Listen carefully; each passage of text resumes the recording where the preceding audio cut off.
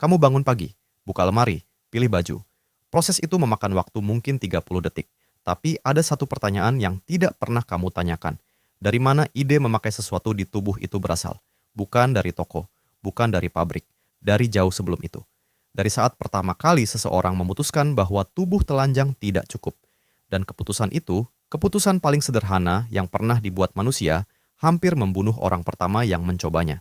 Untuk memahaminya, kita harus kembali ke awal, jauh sebelum ada kain, benang, atau jarum. Sebelum ada pakaian, manusia tidak telanjang dalam arti yang kamu bayangkan. Nenek moyang paling awal kamu, 3 juta tahun lalu, masih punya rambut tubuh. Bukan bulu tebal seperti simpanse, tapi cukup untuk memberikan sedikit perlindungan dari angin dan matahari. Tubuh mereka adalah pakaian pertama mereka, dan itu cukup selama mereka tinggal di hutan. Tapi sekitar 2 juta tahun lalu, sesuatu berubah. Nenek moyang kamu mulai bergerak keluar dari hutan ke padang savana terbuka. Di sana, matahari lebih terik, angin lebih kencang, malam lebih dingin, dan rambut tubuh yang tipis tidak lagi cukup. Tubuh mulai berkeringat lebih banyak untuk mendinginkan diri, dan keringat bekerja jauh lebih baik pada kulit yang hampir tidak berbulu. Jadi secara perlahan, selama ratusan ribu tahun, rambut tubuh manusia menghilang. Dan tiba-tiba mereka kedinginan. Solusi pertama bukan kulit hewan, bukan kain, bukan sesuatu yang dibuat. Solusi pertama adalah yang paling dekat dan paling mudah. Mereka menggunakan apa yang sudah ada di sekitar mereka. Daun lebar dilipat dan diikatkan ke tubuh. Kulit kayu yang lembut dikelupas dan dibungkuskan. Rumput tebal dikumpulkan dan digulung menjadi semacam sabuk atau selimut kasar. Tidak ada yang dibuat, semua diambil langsung dari alam. Dan semuanya hancur dalam beberapa hari. Ini berlangsung ratusan ribu tahun. Sampai seseorang melakukan sesuatu yang berbeda. Para ilmuwan tidak tahu persis kapan manusia pertama kali menggunakan kulit hewan sebagai pakaian. Bukti langsung sulit ditemukan karena kulit dan daun tidak bertahan selama ribuan tahun di bawah tanah. Tapi ada petunjuk tidak langsung yang sangat kuat. Peneliti menemukan alat tulang berbentuk khusus di situs-situs arkeologi yang berusia sekitar 120 ribu tahun. Alat itu disebut liswar, sebuah tulang pipih yang digunakan untuk menghaluskan dan melembutkan kulit hewan. Bukan untuk memotong, bukan untuk menggali, hanya untuk satu tujuan, mengolah kulit. Artinya 120 ribu tahun lalu, manusia sudah tidak hanya mengambil kulit hewan secara kasar. Mereka sudah memprosesnya, sudah punya teknik, sudah punya keahlian khusus. Tapi prosesnya jauh lebih mengerikan dari yang kamu bayangkan. Pertama, hewan harus dibunuh. Bukan hewan kecil. Untuk membuat pakaian yang berarti, yang bisa menutupi tubuh dan memberikan kehangatan, kamu butuh hewan besar. Rusa, bison, beruang, mammoth.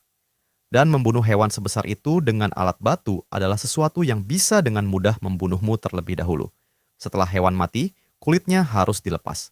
Dengan tangan dan batu tajam, nenek moyangmu menarik dan memotong kulit dari tubuh hewan selagi masih segar dan hangat. Jika dibiarkan terlalu lama, kulit akan mengeras dan menjadi jauh lebih sulit diproses.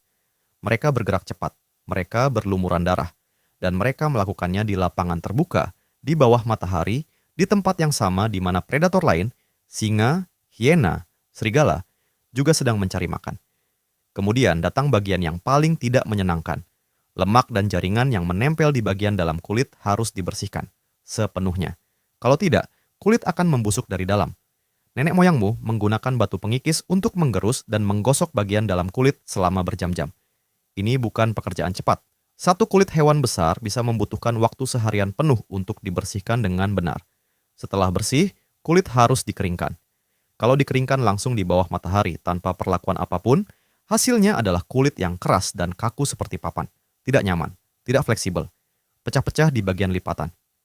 Para peneliti percaya bahwa nenek moyang kita menemukan cara untuk mencegah ini secara tidak sengaja, dengan menggosokkan otak hewan itu sendiri ke dalam kulit. Otak mengandung lemak dan enzim yang meresap ke dalam serat kulit dan membuatnya tetap lembut dan fleksibel. Satu hewan hampir selalu punya cukup otak untuk menyamak kulitnya sendiri. Para pembuat kulit tradisional menyebut ini brain tanning, dan beberapa komunitas adat masih menggunakannya sampai hari ini.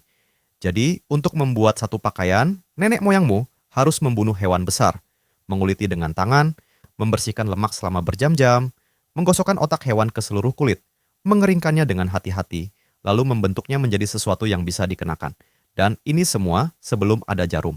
Pakaian paling awal kemungkinan bukan baju dalam arti yang kamu kenal. Itu hanya selembar kulit yang dilipat dan diikat di sekitar tubuh dengan tali dari tendon hewan atau serat tanaman. Tidak ada jahitan, tidak ada lubang lengan, tidak ada kerah, hanya kulit, diikat. Di badan, jarum jahit pertama yang pernah ditemukan berusia sekitar 50.000 tahun. Ditemukan di sebuah gua di Siberia. Terbuat dari tulang burung. Panjangnya hanya 7 cm. Dan ujungnya masih tajam sampai hari ini. Keberadaan jarum itu mengubah segalanya.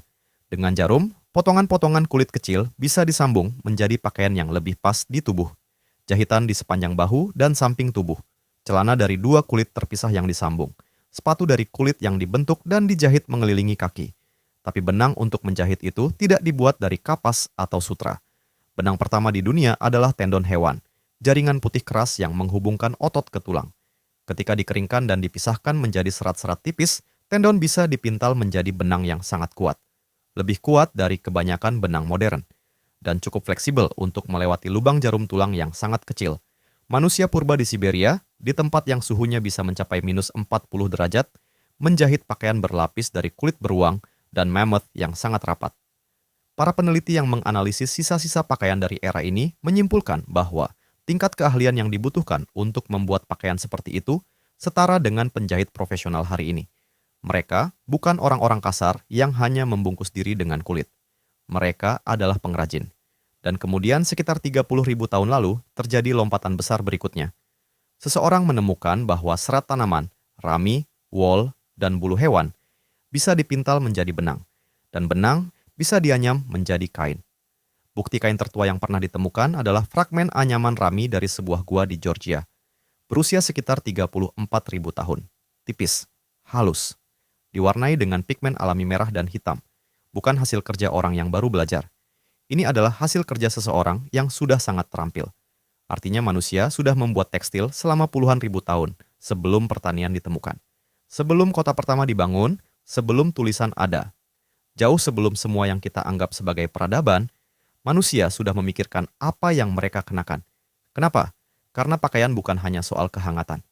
Peneliti menemukan bukti bahwa manusia purba mewarnai pakaian mereka, menggunakan oker merah, arang hitam, dan mineral biru dari batuan tertentu.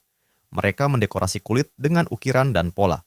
Mereka memakai perhiasan dari gigi hewan, tulang, dan cangkang laut yang dilubangi dan dirangkai menjadi kalung. Dan semua itu hanya bisa berarti satu hal. Pakaian sudah bukan lagi soal bertahan hidup.